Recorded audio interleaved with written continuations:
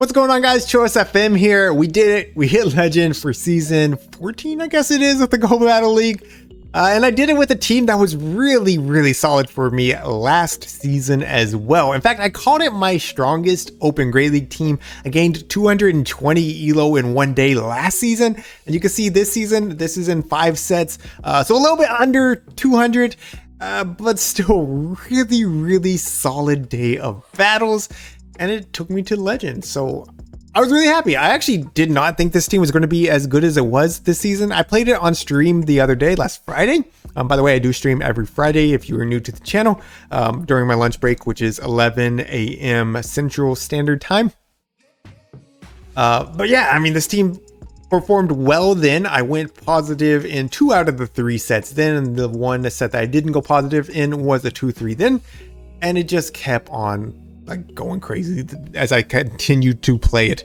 And actually, I will mention this. I did not go over 200 elo in 5 sets, but I had 3 full games that I should have won, but I completely lagged out because I was not able to play on Wi-Fi at the time. Right now, I'm just playing battles when I can. As a lot of y'all know, my life's a little bit crazy right now, so I'm just playing when I can. I didn't have Wi-Fi, and it cost me 3 games. Didn't really hurt too bad though. Really didn't hurt too bad. So anyways, we're going to jump into some of these battles. I did include a variety of different leads. I will say Reggie still probably won 70, maybe even 80% of the leads. Reggie still on the lead is just unmatched right now. It's really good. It's really solid. But I definitely made sure to include a lot more of the lost leads because I know those are the ones that are a little bit tougher to play.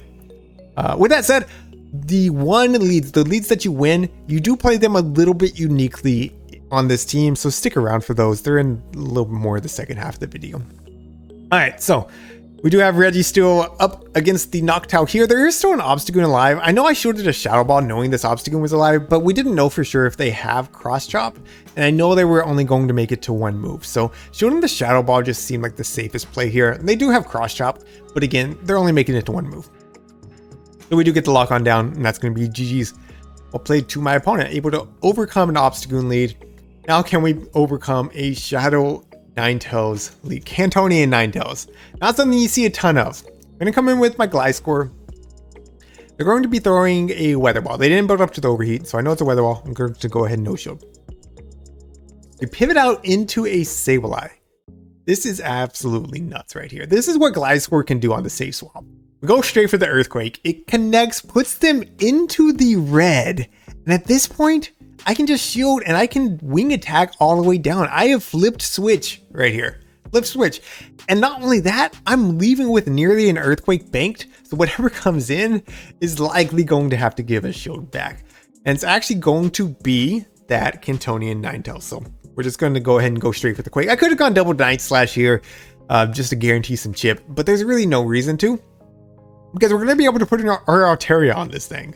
And Altaria is a wall, right? Ninetales only has fire type moves, grass type moves, and it does have Psyshock. Psyshock I'm not too worried about. So they go for the overheat. It does a ton, right?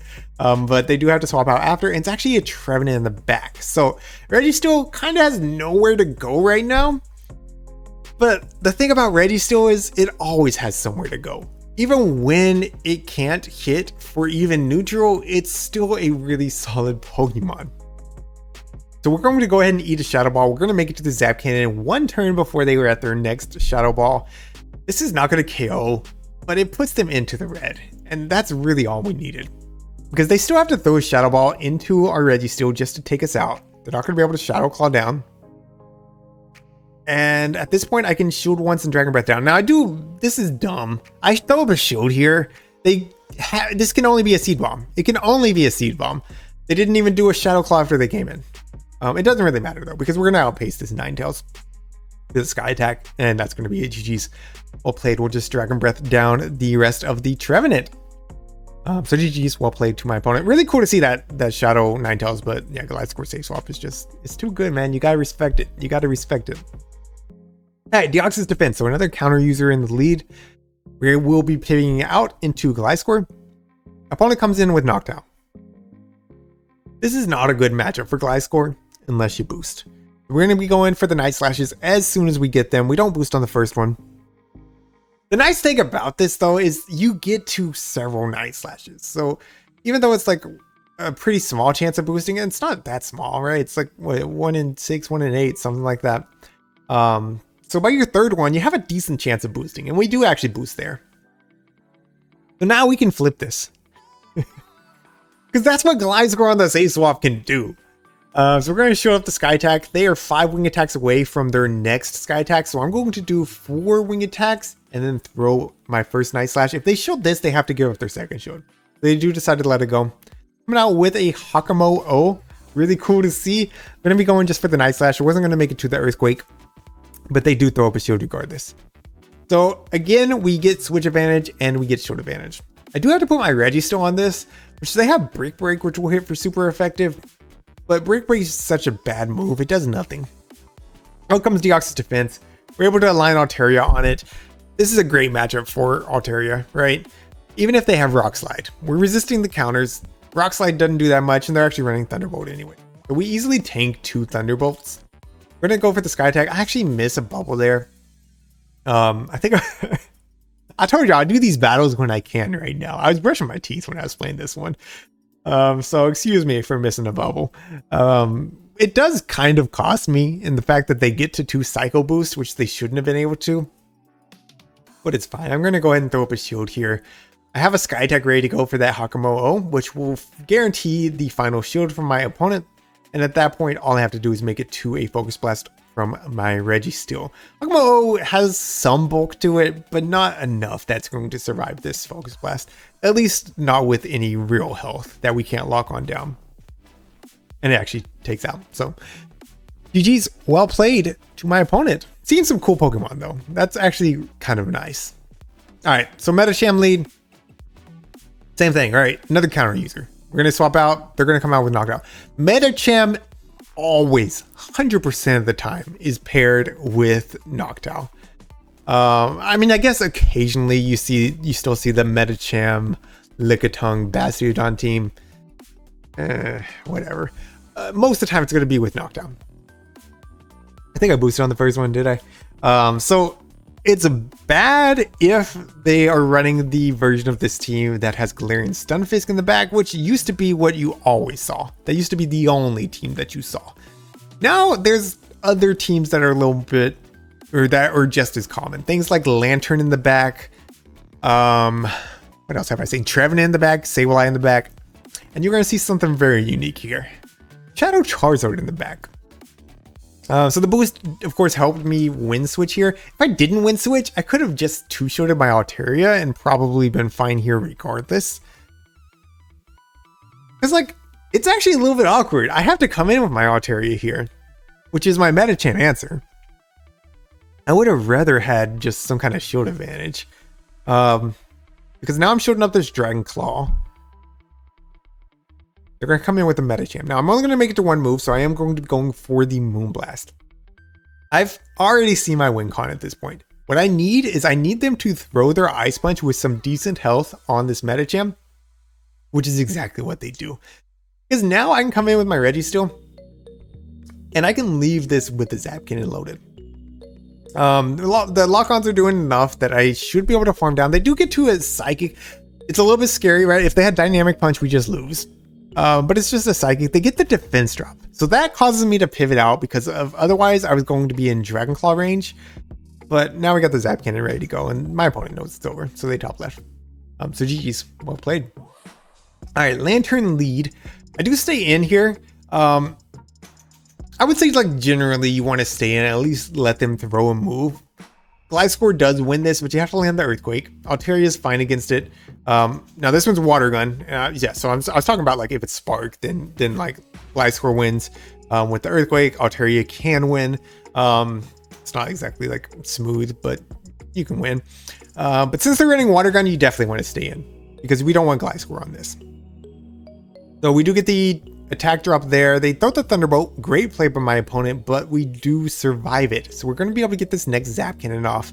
It does a little bit over half of Lantern. Lantern's so bulky. We get the second attack drop, and we're able to put Altaria on this.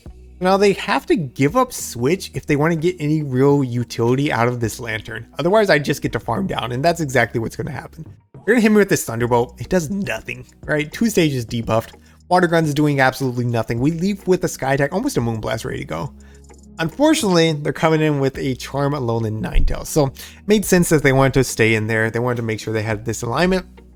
I'm going to throw both my Sky Attacks here because it's going to do one of 2 things. Either it's going to grab a shield, in which case Gliscor can handle this, or it's going to get them low enough that I can wing attack down. So it does grab the shield from my opponent. I am going to throw up a shield. Of course, the Weather Ball would hit for double super effective. And I play this a little bit funny. Earthquake and double Night Slash is like the same, just about the same energy. Double Night Slash slightly more expensive, right? But if I go this way, then we have a chance of boosting. So it just made sense, right, to go for the display instead. We don't get the boost, but we're kind of okay because they're coming in with a counter user. We're resisting the counters. They throw an Obstruct here. Makes it a little bit sketchy because they might be able to counter me down. I'm going to have to switch out at some point, right? So I'm going to let them throw their 5 counters and I'm going to go for the catch. And we do get the catch. Thank goodness. No matter what, they were going to have to throw into Altaria though. So like the catch is nice. They were going to have to throw the energy regardless. They get 3 counters there. We're only 1 wing attack away from the Night Slash. And that's going to be GG's. Well played. That was a really nice undercharge by my opponent, by the way. Really nice. Like they played that perfectly. I don't know if Obstruct was the play though. I don't think it was.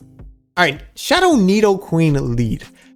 Shadow Nidoqueen walls Registeel. Actually, we're going to come in with Gliscor. Gliscor, of course, is really my hard answer.